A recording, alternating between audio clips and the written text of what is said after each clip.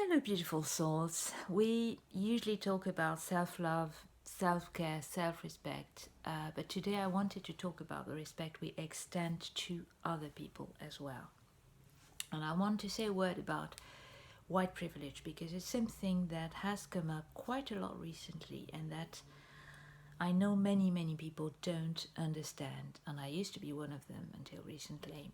And I've also noticed that many people don't like to hear this expression and they get very defensive and they will say, okay, I'm on your side, don't give me that, because I think they misunderstand and they make this confusion between privilege and prejudice. And it's absolutely not the same, it's not an accusation. And while it is true that some people are still prejudiced, there are still people nowadays who think that because they are white, they are somehow different and superior. And some people even think that it gives them different rights as well, and that they can treat other people in any way they want to, because they are superior and because they can. And that used to be the norm. That was an idea that was fabricated because people wanted to justify the way they treated other people, and they came up with this idea that the white man was somehow superior morally, intellectually, and somehow had a duty to be a leader, to guide other people, and these other people should be grateful to him because he knew better. And of course, today we know it was absolutely not true. And it's even shocking to think that people could actually buy into that theory, but at the time it was convenient for them to do so. And nowadays, most people are not racist. Not most people don't even believe there are races. Most of us think that we have one race, the human race, and we don't see ourselves as white people. We think we are people. But that's exactly it. I've always thought of myself as a white person, but recently I realized that I can do that. I can afford to do that because I'm white. I can afford to think of myself as just a person, just a citizen of the world, because I am a white person living in a world that was shaped by white people, for white people. So I'm the norm, and I fit in.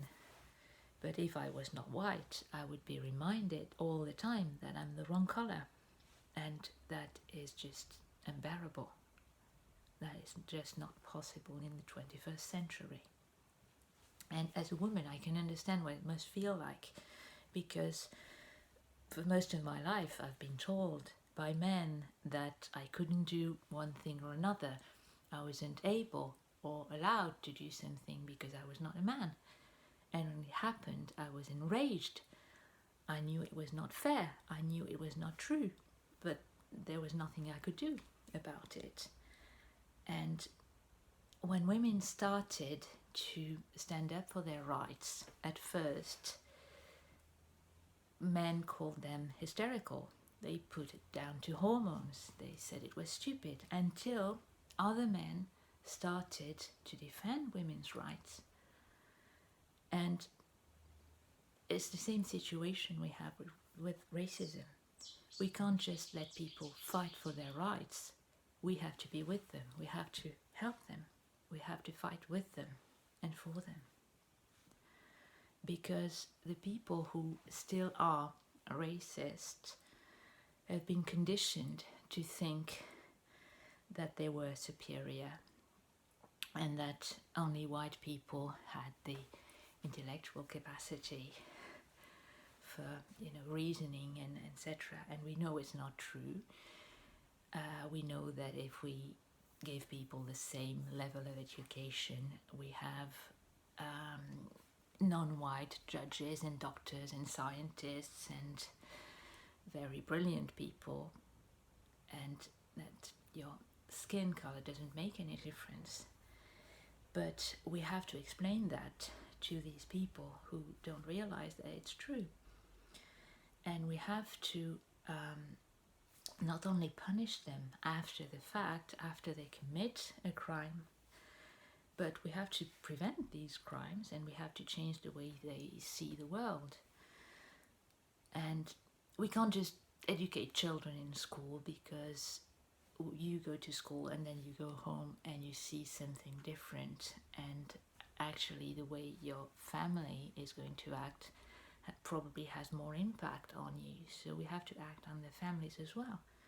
We have to change the adults, not just the children, and we have to make them see that what they do, what they believe, is not just wrong, but that if you treat people badly, if you don't give them the same rights, it's also a terrible waste for the whole community. It's a waste of talent, it's a waste of intelligence, it's a waste of some of our best resources, because we have these brilliant people that are put in a corner and treated as if they didn't matter when they do.